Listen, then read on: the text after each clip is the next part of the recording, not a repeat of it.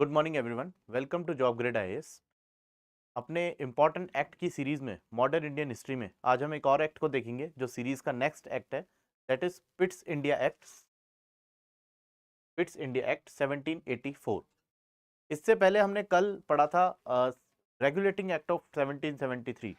तो आपको मैं थोड़ा सा फिर से रिवाइज करा देता हूँ कि रेगुलेटिंग एक्ट 1773 में हमने देखा था किस तरीके से बैटल ऑफ प्लासी और बैटल ऑफ बक्सर के बाद ईस्ट इंडिया कंपनी के पास काफ़ी सारा पैसा आता है, उनके पास दीवानी राइट्स आते हैं, बट कंपनी में बहुत ज़्यादा करप्शन होता है, कंपनी में बहुत ज़्यादा मिसमैनेजमेंट होता है। तो ये अपने एसेट्स को मैनेज नहीं कर पाते हैं, इन्होंने जो पैसा कमाया था उसको मैनेज नहीं कर पाते हैं, रिश्वत में वो पैसा चला जाता है। ब्रिटिश ईस्ट इंडिया कंपनी के जो कर्मचारी थे वो प्राइवेट ट्रेड भी करने लगते हैं कंपनी के काम के साथ साथ। जब वो बहुत सारा पैसा कमा करके ब्रिटेन जाते थे तब उन्हें वहां पर नेबॉब्स कहा जाता था, है ना।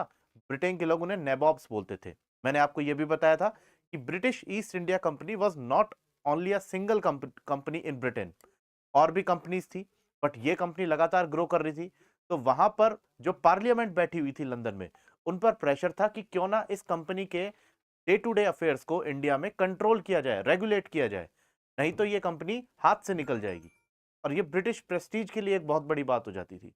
तो ब्रिटिश पार्लियामेंट रेगुलेटिंग एक्ट लेकर आती है, जिसमें कुछ वो सुधार करते हैं कि कोर्ट ऑफ डायरेक्टर्स को वो बोलते हैं कि आपका जो टर्म है वो 1 साल नहीं अब 4 साल होगा, जिससे कि ज़्यादा से ज़्यादा एक आदमी पर लंबे समय तक ब्रिटिश पार्लियामेंट नज़र रख सके और कंपनी के जो अफेयर्स है इंडिया में उनको कंट्रोल कर सके। ठीक है। आपको मैंने ये भी बताया था court of directors were the real backbone of the East India company who used to sit in London, जो लंदन में होते थे और ईस्ट इंडिया कंपनी को वो ऑपरेट करते थे वहीं से।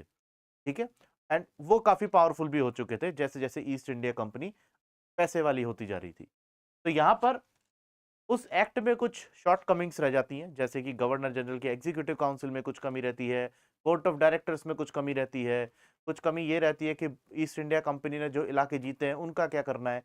तो उनको पूरा करने के लिए पिट्स India act of 1784 British parliament लेकर आती है। इसका नाम पिट्स इंडिया एक्ट क्यों था? बिकॉज ये ब्रिटिश पीएम थे उस समय। Pitts was William Pitts junior was the British PM in 1784, उनके नाम पर ये एक्ट आता है। अब देखेंगे इस एक्ट के क्या सेलिएंट फीचर्स थे। तो पहला फीचर था कि आप बनाएंगे एक board of control, board of control. ठीक है। आप इन टर्म्स में कंफ्यूज कभी भी मत होना कि एक तो होता है बोर्ड ऑफ कंट्रोल और एक था पहले से ही बोर्ड ऑफ डायरेक्टर्स। ठीक है। मैंने आपको बताया था कोर्ट ऑफ डायरेक्टर जो थे वो अथॉरिटी थी ईस्ट इंडिया कंपनी की। किसकी अथॉरिटी थी? ईस्ट इंडिया कंपनी की। मैं दोबारा इसको लिख देता हूं, 1 मिनट।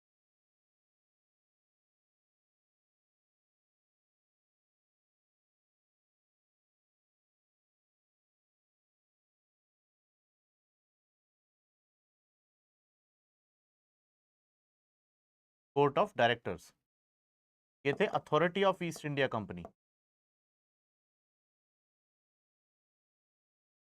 और कहां पर बैठते थे? लंदन में। ठीक है। Now this board of control was constituted by the British Crown.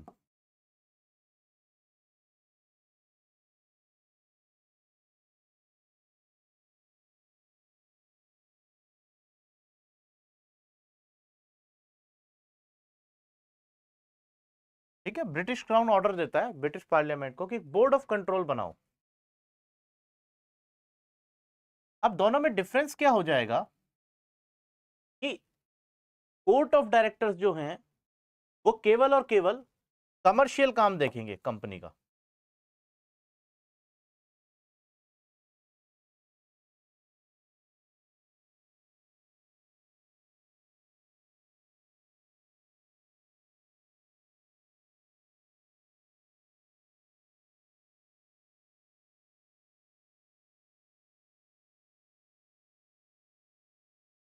ये सिर्फ क्या करेंगे? कमर्शियल अफेयर्स को देखेंगे। कंपनी का ट्रेड कैसा चल रहा है, कितना नफा नुकसान चल रहा है, कंपनी ट्रेड किस किस से और करेगी, किन चीजों में और आगे ट्रेड करना चाहेगी। ट्रेड रिलेटेड इश्यूज जो हैं वो कौन देखेगा? Court of directors. बट जो भी पॉलिटिकल इशू हैं,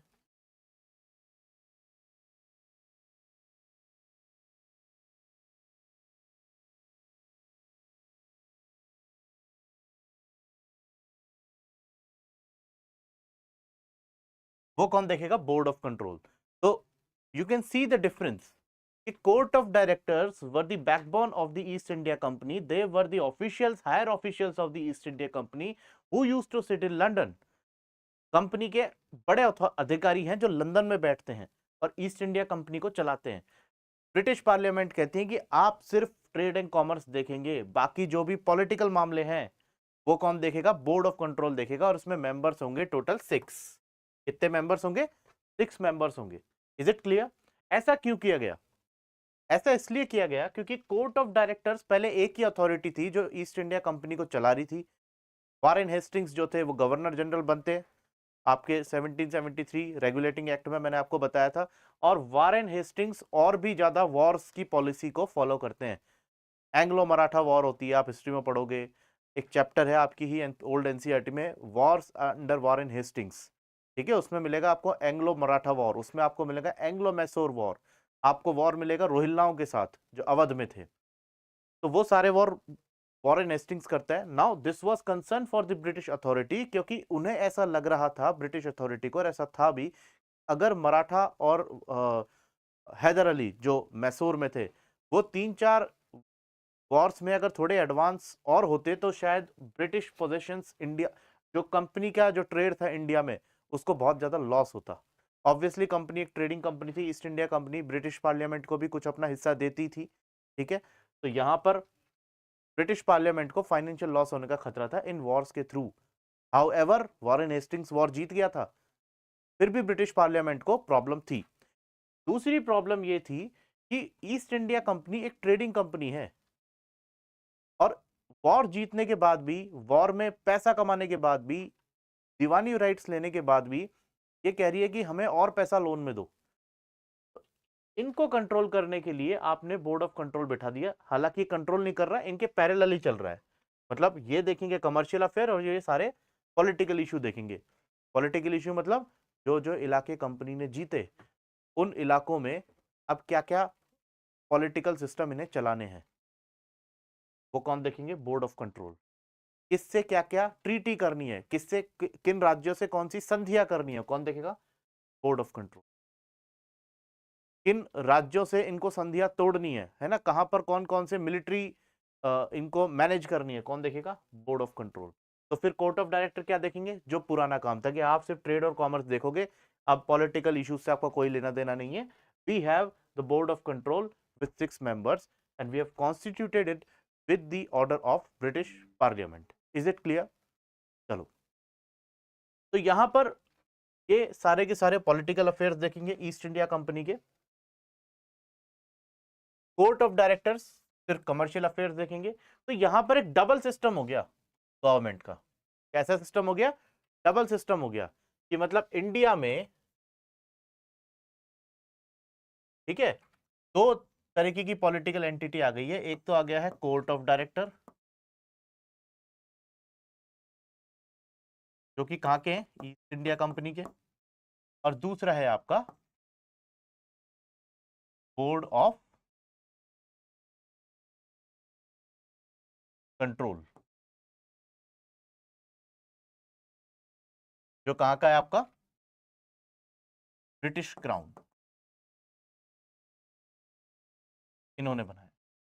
ठीक है, now East India's territory, East India company's territories are now termed with the British possessions in India. ये वर्ड ध्यान रखना, ये East India company's possessions in India नहीं है। मतलब ब्रिटिश पार्लियामेंट ने ये भी क्लियर कर दिया है कि आपने जो भी जीता है ईस्ट इंडिया कंपनी ने, आप उससे दूर हो जाओ, सिर्फ ट्रेड और कॉमर्स करोगे। क्योंकि अब हमने आपको क्लियर कर दिया है कि these are not the company's possessions in India, company के क्षेत्र नहीं है जीते हुए, these are the British possessions in India. Now British government will deal with these possessions. ठीक है, और वो पोजेशन को किसके थ्रू डील करेगी? बोर्ड ऑफ कंट्रोल के थ्रू। किसके थ्रू डील करेगी? बोर्ड ऑफ कंट्रोल के थ्रू। ठीक है, यहां पर members of governor general's executive council reduced from 4 to 3। Actual में ये जो सजेशन था, ये गवर्नर जनरल ऑफ बंगाल जो था वॉरेन हेस्टिंग्स, उसका ही था। क्योंकि जब 4 मेंबर थे तो हमेशा काउंसिल में ये होता था कि कभी 2 मेंबर एक साइड हो गए, 2 मेंबर दूसरी साइड हो गए। ठीक है, और वॉरेन हेस्टिंग्स को अपना वोट कास्ट करना पड़ रहा है, तो बार बार ये उसके लिए एक टीडियस एक्सरसाइज होती थी, काफी एक उसको बार बार बहुत ही टफ डिसीजंस लेने पड़ते थे। तो वो डिसीजन ना लेने पड़े ऐसे, थोड़ा काम जल्दी हो जाए कंपनी का, तो इन्होंने बोला कि 4 से घटा के 3 कर दो मेंबर्स। यानी कि अगर 3 मेंबर एग्जीक्यूटिव काउंसिल में हो गए तो तो ऐस कभी 50-50 का केस बनेगा ही नहीं। कि कभी 50-50 का केस इसमें बनेगा ही नहीं, और गवर्नर जनरल ऑफ बंगाल को अपना कास्टिंग वोट देने की जरूरत पड़ेगी ही नहीं। ठीक है, अब यहां पर देखेंगे कि जो कोर्ट ऑफ डायरेक्टर्स थे, इनको यह बोला गया कि ईस्ट इंडिया कंपनी में आपको जो भी रिक्रूटमेंट्स करनी है वो आप इंडिया से ही करें, ब्रिटेन से नहीं करें। क्यों ना करें? क्योंकि ऑब्वियसली आप लॉस में चल रहे हो, बार बार लोन मांग रहे हो। अगर आप ब्रिटेन में रिक्रूटमेंट करोगे, उन लोगों को ट्रेंड करोगे, और फिर आप उन लोगों को जहाज में बिठाकर इंडिया भेजोगे, तो आपका ही खर्चा ज्यादा आएगा। इट्स बेटर कि आप इंडिया से ही आप रिक्रूटमेंट कर लीजिए। ठीक है, ऐसा नहीं था कि कुछ बहुत कम लोग जो थे ब्रिटेन के इंडिया में आए थे। Significant number of British people were now present in India. ठीक है, तो उन्हीं में से ही आप रिक्रूटमेंट करें। ठीक है, अभी तक मैंने ये नहीं बोला है कि आप इंडियंस को भी ले लो। ठीक है, क्योंकि जो रिक्रूटमेंट हो रही है ईस्ट इंडिया कंपनी में, चाहे ऑफिसर्स वगैरह की जो हो रही है, उसमें Indians were not eligible at this point of time. Now jurisdiction of supreme court but limited to the British subjects only. मैंने आपको बताया था कि जो सुप्रीम कोर्ट जो आया था, वो आया था 1773 के रेगुलेटिंग एक्ट के under.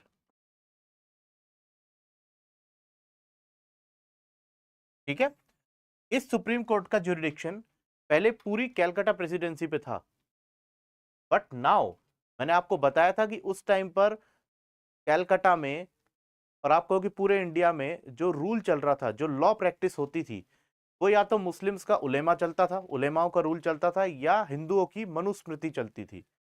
Now British are the foreigners, इनको ये सब समझ नहीं आता है, तो ये काफी मैसी हो गया था उनके लिए। तो यहां पर इस एक्ट ने क्लियर कर दिया कि केवल और केवल जो ब्रिटिश सब्जेक्ट्स हैं उनको ही सुप्रीम कोर्ट देखेगा। ठीक है, यहां पर एक प्रोविजन और बनाया कि गवर्नर जनरल जो था वो ब्रिटिश पार्लियामेंट की परमिशन के बिना अब कोई भी वॉर डिक्लेयर नहीं कर सकता। आपने देखा होगा when you will study the Wars under Warren Hastings, तो अपने ही मर्जी से वॉरेन हेस्टिंग्स अपने ही कंपनी के लोगों की सलाह पर, ईस्ट इंडिया कंपनी के लोगों की सलाह पर वॉर डिक्लेयर कर रहे हैं। कभी मराठाओं से वो वॉर कर रहे हैं, कभी वो हैदर अली से लड़ाई कर रहा है, कभी वो आपके रोहिल्लाओं से वो लड़ाई कर रहे हैं। तो यहाँ पर ब्रिटिश पार्लियामेंट ने क्लियर कर दिया था कि you can not fight Wars without the prior permission of the British parliament. मतलब वॉर आप कर रहे हो, किसी चीज को जीत रहे हो, किसी चीज को हार रहे हो, लेट अस सपोज आप जीत गए, तो ऑब्वियसली आपकी वो टेरिटरी हो गई। और यहाँ पर एक्ट में पहले ही क्लियर था कि अब जो भी ब्रिटिश, जो भी कंपनी के पोजेशंस होंगे, मेरे वर्ड्स को आप थोड़ा सा फॉलो करना, जो भी ब्रिटिश पोजेशंस होंगे, या फिर और जो ब्रिटिश पोजेशंस पहले हैं, जो कंपनी के जो पोजेशंस है, वो ब्रिटिश पोजेशंस माने जाएंगे। मतलब पहले जो तुमने जीता वो भी अब ब्रिटिश क्राउन के अंडर में है, आगे भी जो होगा वो भी अब ब्रिटिश क्राउन के अंडर में ही होगा, और उसके लिए हमारी परमिशन की गवर्नर जनरल को जरूरत पड़ेगी। ठीक है, तो यहां पर आप देखोगे कि सिंपल सिंपल ये एक्ट क्या कहना चाह रहा है कि इंडिया में जितने भी पॉलिटिकल अफेयर्स थे उन पर जो कंट्रोल हुआ वो ब्रिटिश क्राउन का हो जाता है। ठीक है, किसके थ्रू होता है? बोर्ड ऑफ डायरेक्टर्स के थ्रू, बोर्ड ऑफ कंट्रोल के थ्रू। ठीक है, और दूसरा जो कमर्शियल एक्टिविटी होती है वो कंपनी के पास ही रहती है। In case somebody ask you, क्या 1784 के पिट्स इंडिया एक्ट ने कंपनी की कमर्शियल मोनोपोली को अपने हाथों में लिया था? Answer is no, commercial monopoly इनके पास ही थी, बट जो politics East India company India में कर रही थी उस पर पूरी की तरह ब्रिटिश क्राउन ने ग्रिप ले ली अपनी। बोर्ड ऑफ कंट्रोल बनाया और बोल दिया कि नहीं, अब तुम पॉलिटिक्स नहीं करोगे, तुम सिर्फ ट्रेड करोगे। We will do the politics, we will take care of the politics, because कहीं ऐसा ना हो कि तुम्हें इतना ज्यादा लॉस हो जाए कि उसकी भरपाई हम ही ना कर पाए। This was the sole reason of the enactment of this Pitt's India Act of 1784. Is it clear? I hope कि आपको ये एक्ट क्लियर हुआ होगा। आप एक बार अपनी जो टेक्स्ट बुक है जहाँ से भी आप पढ़ रहे हैं उसको और भी अच्छे तरीके से आप देख लेना, आपको अच्छे से समझ में आ जाएगा। ठीक है, एक्ट को हम एक एक करके आराम से धीरे धीरे कवर करेंगे, जितने भी एक्ट्स ब्रिटिश ने बनाए थे।